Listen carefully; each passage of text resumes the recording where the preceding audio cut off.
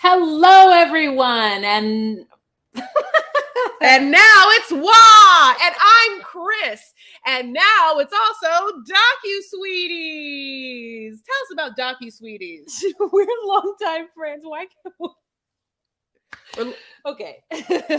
We're longtime friends who discuss the riveting and sometimes trashy world of reality TV and docuseries.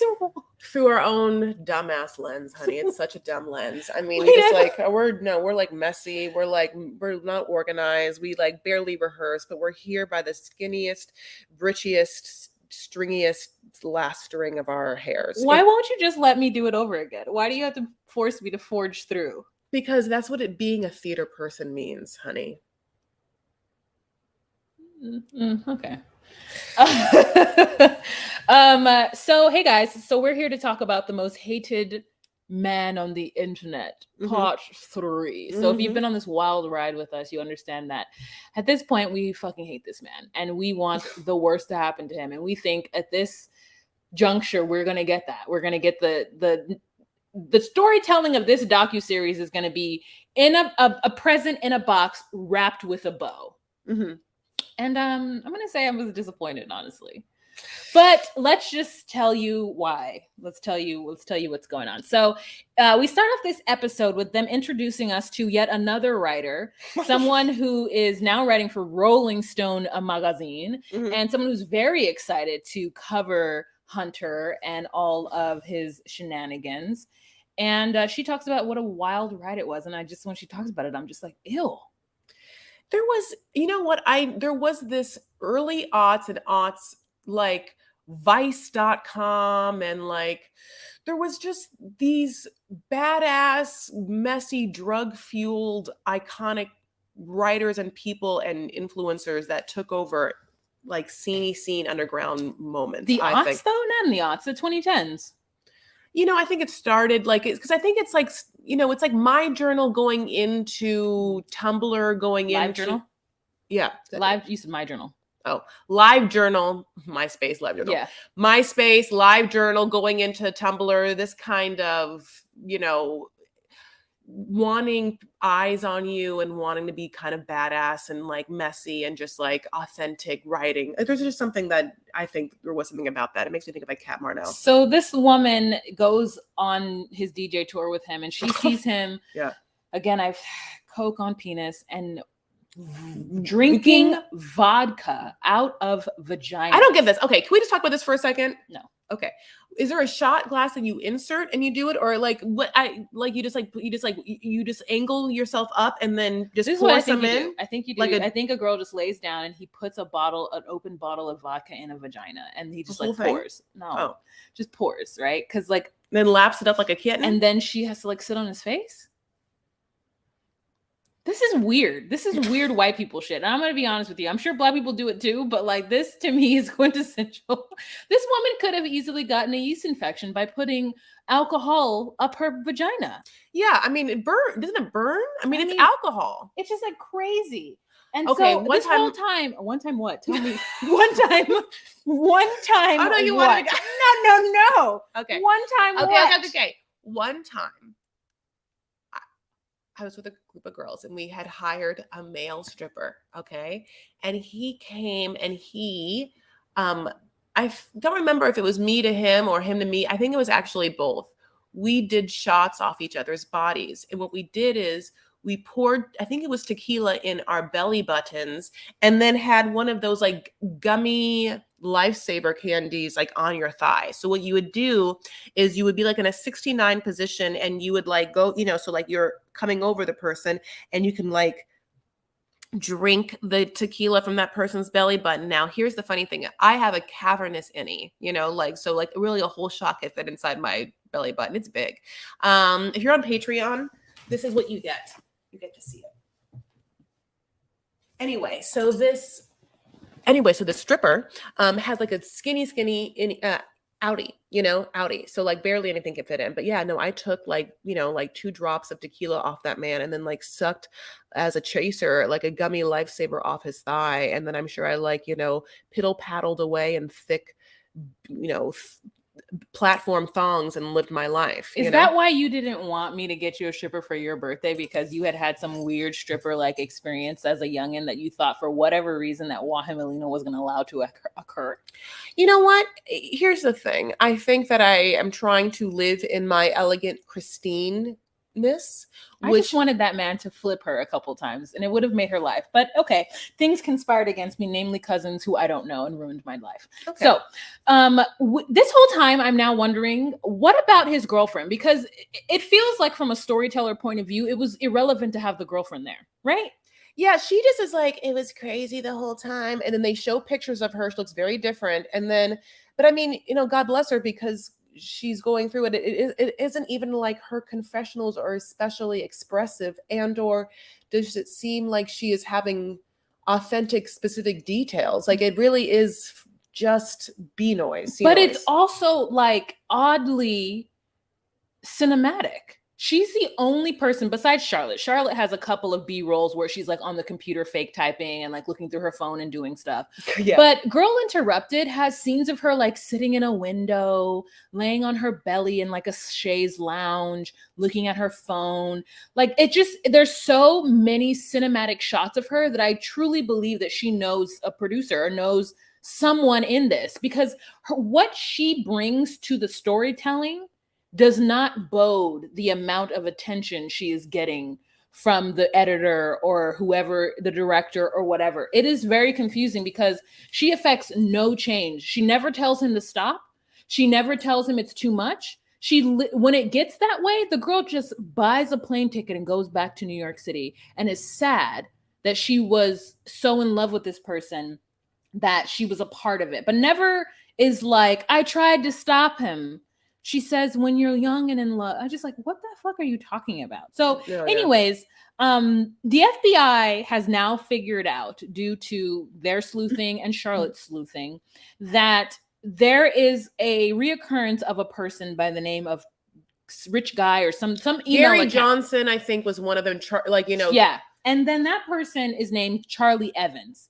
And it was linked to him. So he's not even a good hacker. Like he's a hacker, but he's not a careful hacker. You know what? This is like the advent of this. It's like he is getting around the two-part authentication. So what this man would do is that he would hack into one person and then he would message people on their friend list and be like, hey, Wah, this is me. Like he would pretend to be me and be like, Wah, I'm blocked out of my email and I don't have my phone. I'm so dumb. Can I send my code to you? And then you just tell me and you're like, oh, okay. Like this is like early, like, okay, that's nice. Like you trust me. It's like my face, like messaging you on Facebook, like blink, blink.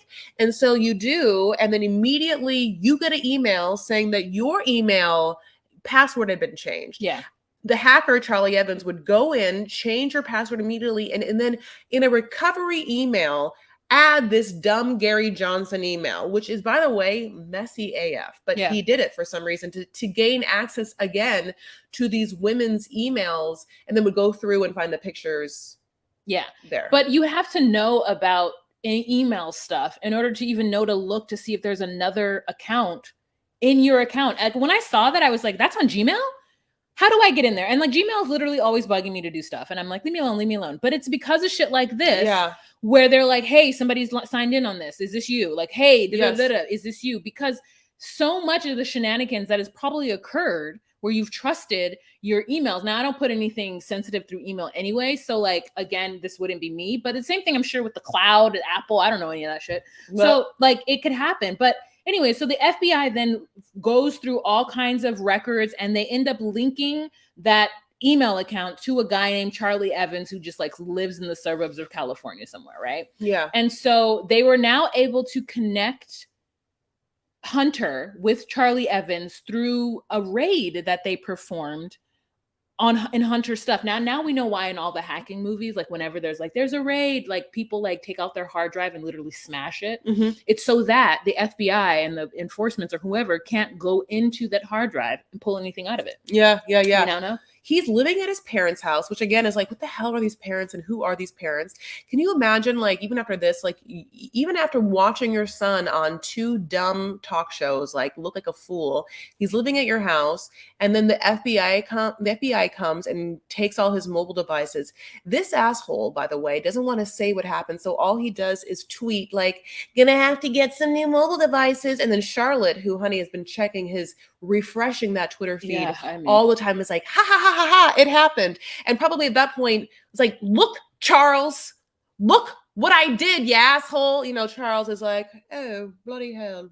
Yeah. Well, it's interesting. Don't you should got the FBI involved. Yeah. So Charles and Charlie are two different people, you guys. She's talking about the husband, and Charlie is one of the guys who also is the hacker. So what happens then is that at this point, the girlfriend, after the raid, his mother calls her. Yeah. And she refuses to think that anything that he was doing is wrong. Again, we said she's so in love. But then what he does wrong is that he takes his little sticky fingers and goes onto Twitter and comes after James, the Marine. And he calls James, the Marine, a pedophile and says that he's going to go and like rape his wife. Sorry, trigger warning, you guys. Yeah. In front of the kids, right? And so this whole docuseries is a trigger warning. I mean, in the sense of, with all the comments. I mean, to watch with this, every comment is horrible that these people say on the internet. Go ahead. Yeah. So James is pissed, but guess who else is pissed? James's friends. James has friends, again, like I said, at high and low places. I got friends in low places. And couple of his friends are in the internet group called Anonymous. And Anonymous then goes, oh, hey, you. Hey, we know you, but we weren't going to get involved because we had like literally Russians to take down. Mm-hmm. We were literally bringing down countries and governments and shit. You know what I mean? But now we see you. And we have a reason to come after you. Hello. So what they do is they send out this PSA and they put it public and they say, Hunter Moore, we are coming after you. And they disrupt his whole entire life, which James feels is inappropriate and very illegal, but he enjoyed watching it. They raid his bank account and they allegedly give money from his bank account, all of them, to women in women's shelters. Mm-hmm. They also send like tons and tons of dildos to his parents' house. They literally erase him and they kill him. They take his social security number and shut him down so he can't leave the country. They box this man in. When you're his parents getting boxes and boxes of dildos, like, what do you think there? I would have killed to know. That is incredibly satisfying. This Anonymous moment is like a big win in the documentary for me. I really, I thought it was great. And James in itself, like, we love that man so much.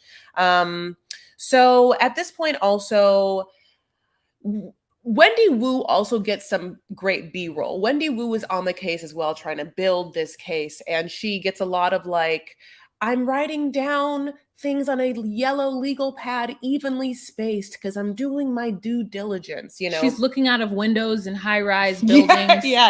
I love her. The FBI has to always be like, it's slowly happening, or we're just going to do it slowly or whatever. Then we cut to the girlfriend, right? Yeah. And she then goes into the secret hidden file in Facebook. And let me tell you, I didn't know that there was one either until one day I was searching around in my Facebook in probably 2014 or 13. And I actually found a message from a friend of a guy that I had been dating who like went into prison. If you guys watch My Love After Lockup, you know what I'm talking about. So I know what she's talking about when she says she found the secret thing of when you're sent messages from people who you're not friends with, it goes into like an extra message bank that you don't necessarily pay attention to unless you're just kind of going through. And then she finds all manner of begging and pleading from these people, asking her to ask her boyfriend to take down the photos. And you guys, you have to remember that this happened maybe a year. And this is all what we're talking about. These 3 parts is a year and a half. Mm-hmm. It's a year and a half of torment for these folk. Mm-hmm. And so she sees messages, and one of them in particular breaks her heart, and it gets sent to her twice.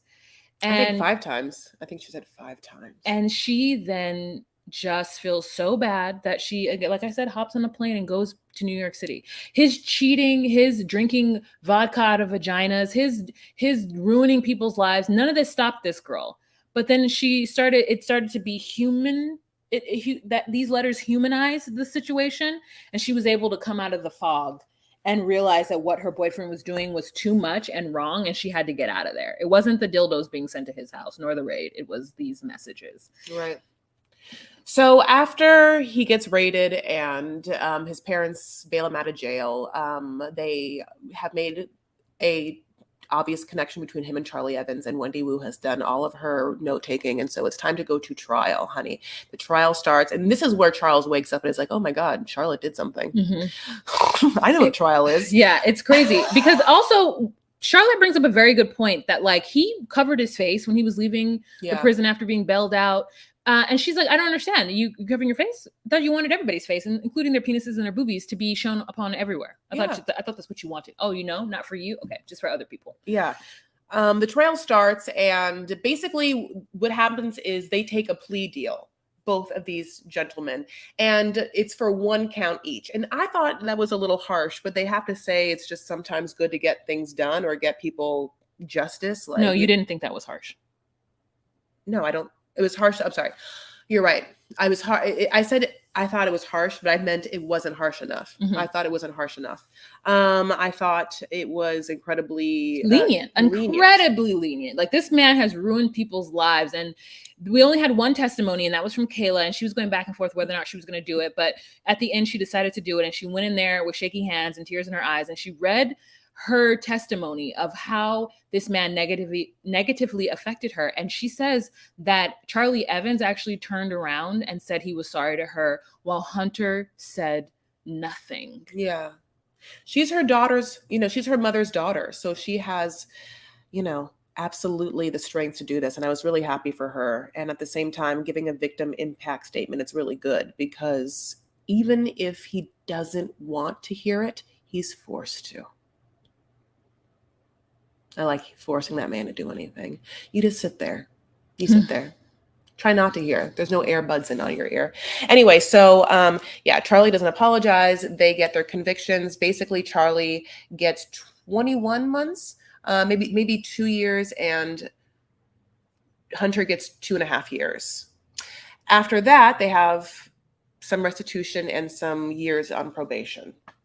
And that's funny because you did that look up yourself. That's not even truly, it talked about a little bit in the episode, but like, I just felt like they didn't provide us an end. Like, I didn't need to hear about Butthole Girl, but you said you wanted to know more about that. And I just wanted to know, I really wanted to know what the girlfriend thought throughout this whole thing. Like, why didn't anybody ask her, did it bother you that he was cheating on you? Did it like, I need more information. Like, the storytelling, while this was interesting to find out and to know, I'm going to, as a person who watches documentary and as a person who is tells stories on, I'm a ragator. If you guys follow me on my YouTube, just call me Wall.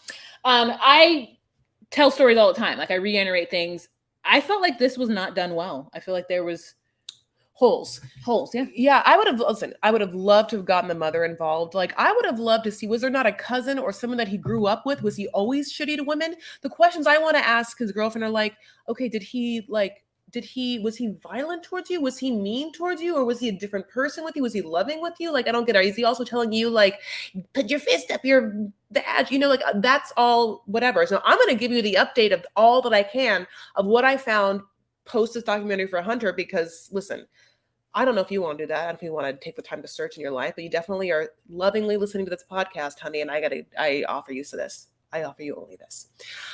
Basically, after he got out, which was 2017 in May, he's banned from social medias, but somehow I think he still has a Twitter, and he's posting like gym selfies and things like that. That gets taken down.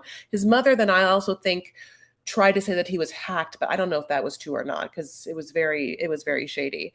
He also he makes comments like he's going to make the internet great again. It feels like he probably is on Truth Social, which is Donald Trump's site. He also does release a book, like how he made the internet great or whatever. And there are lots of Amazon reviews, like 5-star reviews from his dumb friends, like saying that's great. But besides that, it's very actually hard to find any update about him. I found one picture and he looks disgusting, but basically he doesn't exist, or he is somehow living this world, honey, underground. How does he make money, I wonder?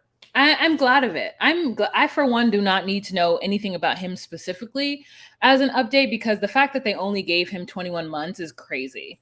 It's crazy to me, but it's also maybe before, R. Kelly and Cosby, and because he's up in there with them folk, like, to me, of what he did to these women.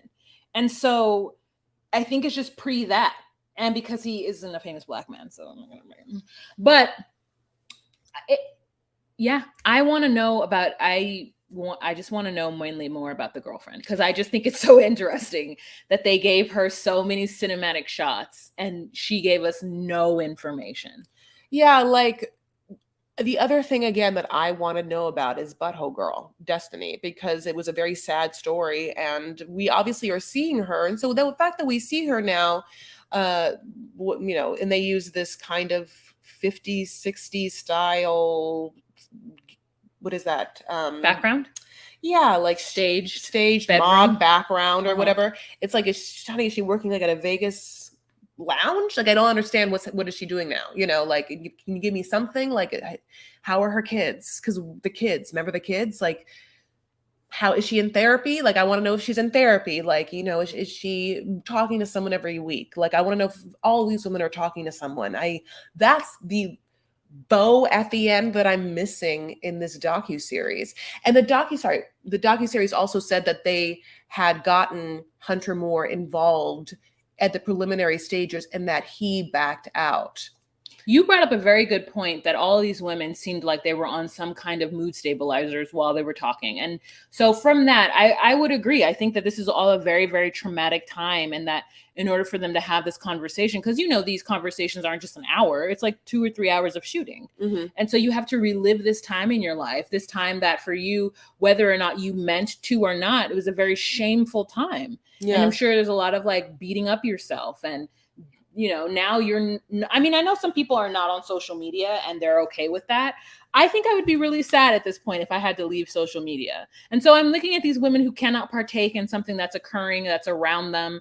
And not to say that people who don't partake in social media don't know what's going on in the world. I'm not saying that. I'm just saying that, like, it's an integral part of my life. And if somebody had tainted it and ruined it for me, or whenever I feel like it's being tainted or ruined for me in my like professional life, it makes me very sad, because I want to partake. I'm not a crazy person, so I'm not here doing negative things, but I want to go on there and laugh. I want to go on there and make people laugh. But to have it be this like unsafe place, because you never know who might hack your computer or go through your shit and expose private things, that just because it's on the internet does not mean it needs to be shared, and does not mean that it's fodder for anyone, especially if you're going to link their names and the place that remember when Charlotte linked where he lived, and then like he felt like it was war? Yeah, so Charlotte actually put his address somewhere, like on Twitter.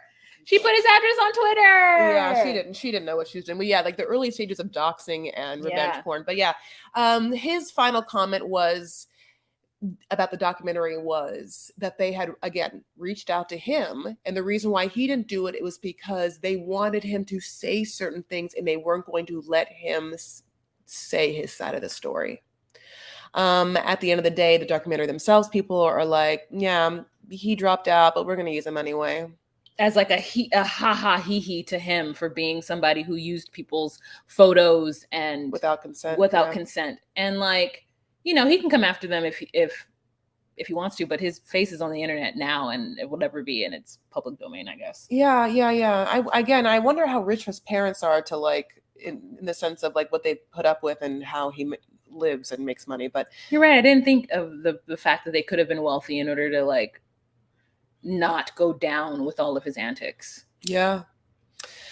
James, we love you. Charlotte, we love you. Thank you so much for the work that you guys did. And Charlotte, by the way, went on to pass laws in 48 states for women's rights and the internet stuff. And I don't know if I love Charlotte. Speak for yourself. Okay. Charlotte loves, I'll tell you what Charlotte also loves. Charlotte loves an under eye eyeliner, honey, and that's it. You know, a Yeah. lot of older women love that because I think it was something that happened back in the day. Yeah, it made their eye look bigger or something. They hold on to it. Yeah. But I do love them. And I also just think, you know, like the brightest blue eyes, Charlotte. I mean, the pictures of her from the 70s crashing parties, like hot mama. And she's probably the tiniest little thing you ever did see. Yeah. And Kayla's hot too. And this pink. All right, my loves, let's talk. If you want to follow us on social medias, you're welcome to follow us on social medias. We are DocuSweeties. We are on Facebook, maybe. I don't know. We're not on Facebook. We're on TikTok at DocuSweeties2. We are on Instagram, which is where I really want you to go, and Twitter at DocuSweeties, honey. That's where we're doing our work on that Instagram, okay? And what other things do we have? And if you want to get exclusive content, if you want to get the visual of what you're listening to right now, you can join us on patreon.com/DocuSweeties and pledge $10 a month to get so much amazing content and support us. Get the stuff early, get the visual, and support us. And the more patrons we get, the better stuff we can put on Patreon. Look, if the family can support Hunter, then you can support us. Okay? No, I'm just kidding. But seriously, can you admit that those people live and die by that man? If that man had a Patreon at that time, like how much money that man would have made, which is horrifying. Oh my! I know. God. I really hate that for him. But I mean, at least it didn't happen then. But yeah, we are so excited to have some content there. We're going to have some more fun podcast shows to give to you. So thank you so much. And the final thing, just like people are reviewing his dumbass book on Amazon and giving them 5 stars, please remember to give this podcast 5 stars wherever you are listening to it and sharing amongst your friends. We love you guys so much, and it's a pleasure talking to your ears. I don't know if I love you guys, so speak for yourself. Ugh. God. Jesus. Yeah, so thank you guys again, and we'll talk to you later. Bye.